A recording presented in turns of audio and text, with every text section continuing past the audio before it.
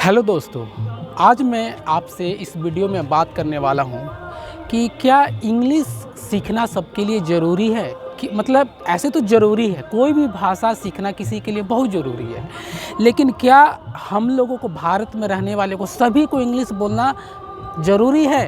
और मान लीजिए जिसको नहीं आता है उसको एक शर्म का नज़र से देखना ज़रूरी है। जैसे आपको मैं बात करता हूँ, अगर विदेश में जाऊँ और मुझे इंग्लिश बोलना ना आए तो मुझे लोग क्या बोलेंगे, अरे पढ़ा लिखा नहीं है, ये मुझे अनपढ़ बता सकते हैं, ऐसे ही नज़र से बोलेंगे।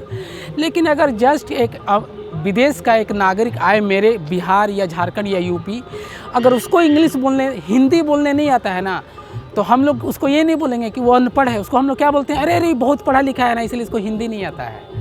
ठीक है, तो वो नहीं, उसको हमारा लैंग्वेज नहीं आ रहा है तो वो पढ़ा लिखा है, लेकिन अगर मैं उसका लैंग्वेज नहीं बोल पा रहा हूँ तो मैं अनपढ़।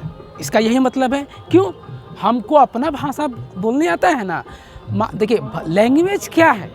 लैंग्वेज है जैसे कि मान लीजिए कि ये आपका एक भाषा है। जैसे कि मान लीजिए विदेश में कोई एक बच्चा का जन्म होता है, वो कभी स्कूल नहीं जाता है, तो क्या वो इंग्लिश नहीं बोलेगा? बोलेगा कि नहीं? एकदम बोलेगा। अगर मेरा जन्म बंगाली के घर में जन्म हुआ है तो मैं बंगला बोलने के लिए हमको स्कूल जाना होगा?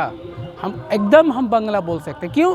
क्योंकि हम एक लैंग्वेज, और लैंग्वेज को सीखने के लिए सिर्फ बात करना होता है। क्या होता है? सिर्फ एक दूसरे से बात करना, सुनना और बोलना। ठीक है, तो ये एक लैंग्वेज, तो कोई भी भाषा के लिए ज़रूरी नहीं है पढ़ना।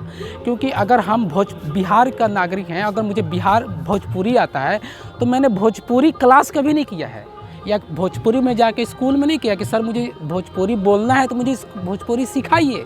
लेकिन बिना ये सब जाए हुए, बिना पेन कॉपी किताब का मैंने भोजपुरी बोलना सीख लिया। तो इससे मैं क्या सिद्ध होता है कि अगर मैं इंग्लिश भी बोलना चाहूँगा तो बिना कॉपी, बिना पेन, बिना किताब का भी सीख ले सकते हैं। क्योंकि ये मैं सिर्फ सीखना चाहता हूँ हाउ टू स्पीक इंग्लिश। ठीक ना? But if I want to learn how to write, then I have to learn grammar and sentence. But if I want to only speak English, then only I have to listen.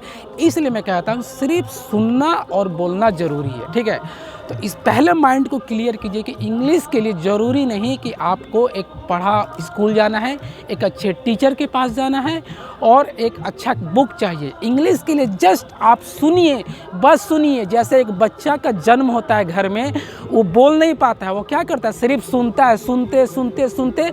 और पहला, अगर बंगाली का घर में जन्म होता है तो पापा को, जो भी पापा या जो भी दूसरा कोई कास्ट में जन्म होता है तो अपने पिताजी को उस लैंग्वेज से बात करता है। क्यों? क्योंकि वो सुनता है।